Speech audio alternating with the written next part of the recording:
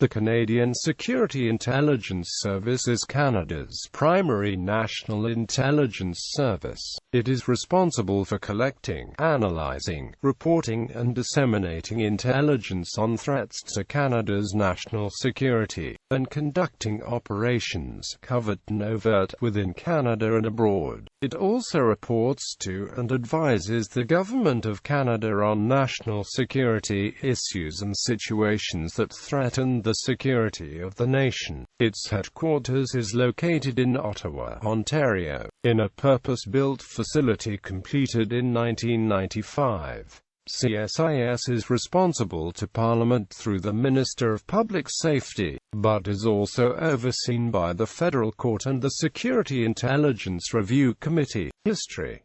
Prior to 1984, security intelligence in Canada was the purview of the Royal Canadian Mounted Police Security Service. However, in the 1970s there were allegations that the RCMP Security Service had been involved in numerous illegal activities. As a result of these allegations, in 1977, Justice David MacDonald was appointed to investigate the activities of RCMP Security Service. The resulting investigation, known as the MacDonald Commission, published its final report in 1981, with its main recommendation being that security intelligence work should be separated from policing, and that a civilian intelligence agency be created to take over from the RCMP Security Service. On June 21, 1984, CSIS was created by an Act of Parliament. At the time it was also decided that the activities of this new agency, the Canadian Security Intelligence Service, should be subject to both judicial approval for warrants as well as general review by a new body, the Security Intelligence Review Committee, as well as the Office of the Inspector General.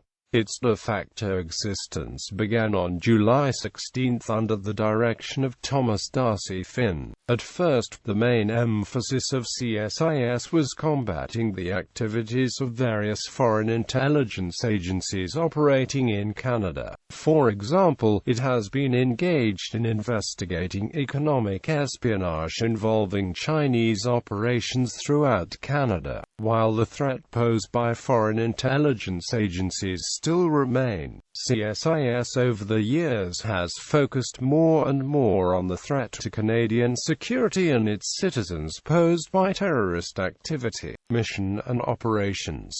CSIS is Canada's lead agency on national security matters and for conducting national security investigations and security intelligence collection. CSIS collects, analyzes intelligence, advises the Government of Canada on issues and activities that may threaten the security of Canada and its citizens. These threats include terrorism, espionage and foreign interference in Canadian affairs, proliferation of weapons of mass destruction, and information security threats. The agency is also responsible for the security screening program. There is no restriction in the CSIS Act on where CSIS may collect security intelligence or information relating to threats to the security of Canada. The agency may collect information on threats to Canada or Canadians from anywhere in the world. While CSIS is often viewed as a defensive security intelligence agency, it is not a domestic agency. CSIS officers work domestically and internationally in their efforts to monitor and counter threats to Canadian security. There is a distinction between security intelligence and foreign intelligence. Security intelligence pertains to national security threats. Foreign intelligence involves information collection relating to the political or economic activities of foreign states. According to Section 16 of the CSIS Act, the agency collects this type of foreign intelligence within Canada. CSIS is neither a police agency nor is it a part of the military. As an intelligence agency, the primary role of CSIS is not law enforcement. Investigation of criminal activity is left to the RCMP and local police agencies. CSIS, like counterparts such as the United Kingdom Security Service and the United States Central Intelligence Agency, is a civilian agency. CSIS is subject to review by the Security Intelligence Review Committee as well as other legislative checks and balances. The agency carries out its functions in accordance with the CSIS Act, which governs and defines its powers and activities. Canadian police, military agencies, and numerous other government departments may maintain their own intelligence components. The Department of Foreign Affairs and International Trade maintains a Security and Intelligence Bureau to review and analyze overtly acquired information. The Bureau plays a coordinating and policy role. While not an intelligence agency, it is responsible for the security of Department of Foreign Affairs personnel around the world. However, these agencies are not to be confused with the more encompassing work of larger, more dedicated intelligence agencies, such as CSIS, MI5, MI6,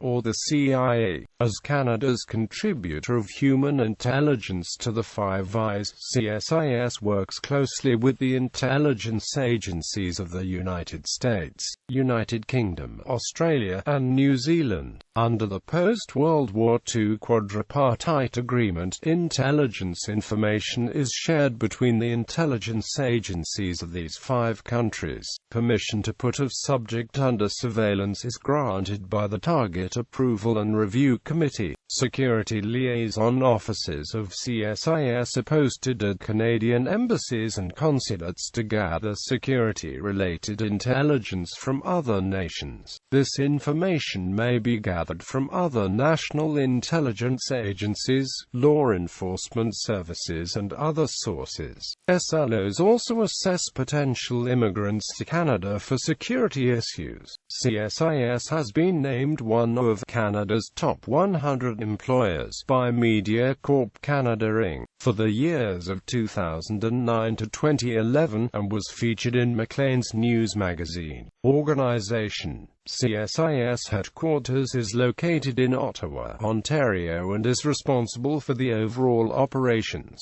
Regionally, Canada is broken down into 6 subordinate regions: the Atlantic, Quebec, Ottawa, Toronto, Prairie, and British Columbia regions. These regions are responsible for investigating any threat to Canada and its allies as defined by the CSIS Act. They liaise with the various federal, provincial, municipal and private sector entities found within their areas of responsibility. They also conduct various outreach programs with different community and cultural groups, universities, and private sector organizations in an effort to provide a better understanding, and to clear up any misunderstandings of what CSIS role is. All these regions also border the United States, and they therefore maintain contact with the U.S. federal counterparts.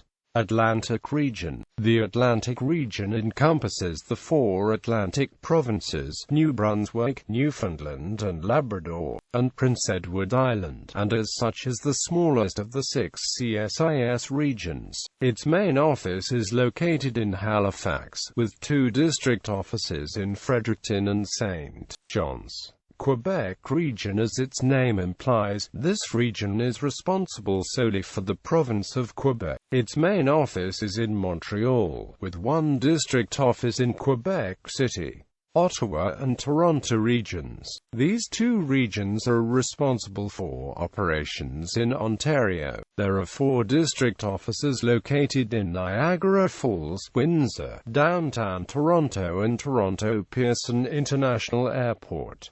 Prairie Region. Geographically, this represents the largest of the 6 regions and encompasses the area of Ontario north and west of Thunder Bay, Manitoba, Saskatchewan, Alberta and the 3 northern territories of the Yukon, Northwest Territories and Nunavut. A regional office is located in Edmonton with 3 district offices located in Winnipeg, Regina and Calgary, British Columbia. As its name implies, this region is responsible for the province of British Columbia. Its main office is located in downtown Burnaby with a district office at the Vancouver International Airport. Oversight. The activities of CSIS are regularly reviewed on behalf of Parliament by the Security Intelligence Review Committee. It is also under the portfolio of the Federal Minister of Public Safety. SIRC have access to all CSIS information, classified and open, with the exception of cabinet confidences. The Office of Inspector General was disbanded in 2012, whose previous function was to provide an annual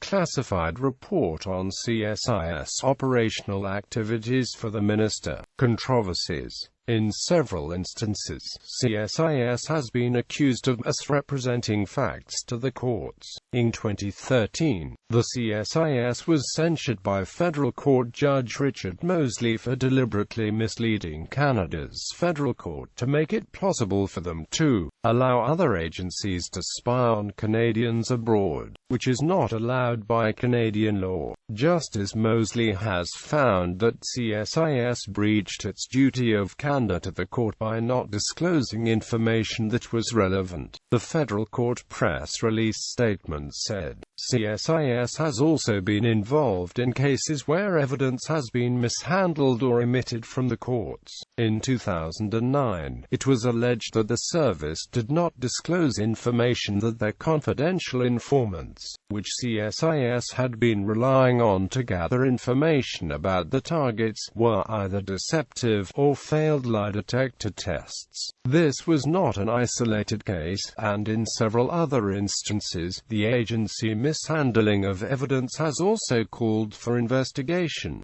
CSIS has, at times, come under criticism, such as for its role in the investigation of the 1985 Air India bombing. The Commission of Inquiry into the investigation of the bombing of Air India Flight 182, headed by Justice John Major, is underway. 2 Canadian courts have publicly criticized CSIS for destroying wiretap evidence. One court impressed upon the importance of wiretap evidence from CSIS in establishing guilt. The second focused on its exculpatory value. From 1988 to 1994, CSIS Mole Grant Bristow infiltrated the Canadian white supremacist movement. When the story became public knowledge, the press aired concerns that he had not only been one of the founders of the Heritage Front group, but that he had also channeled CSIS funding to the group. In 1999, classified documents were stolen from the car of a CSIS employee who was attending a Toronto Maple Leafs hockey game. The Security Intelligence Review Committee reportedly investigated this incident. On September 18, 2006, the ARA Commission absolved CSIS of any involvement in the extraordinary rendition by the United States of a Canadian citizen, Marara. The Commission found that U.S. authorities sent ARA to Jordan and then Syria based on incorrect information which had been provided by the Royal Canadian Mounted Police to the U.S. government. ARA was held by the Syrians for 1 year and was tortured. The sole criticism of CSIS leveled by the Commission was that the agency should do more to critically examine information provided by regimes which practiced torture. On March 31, 2009,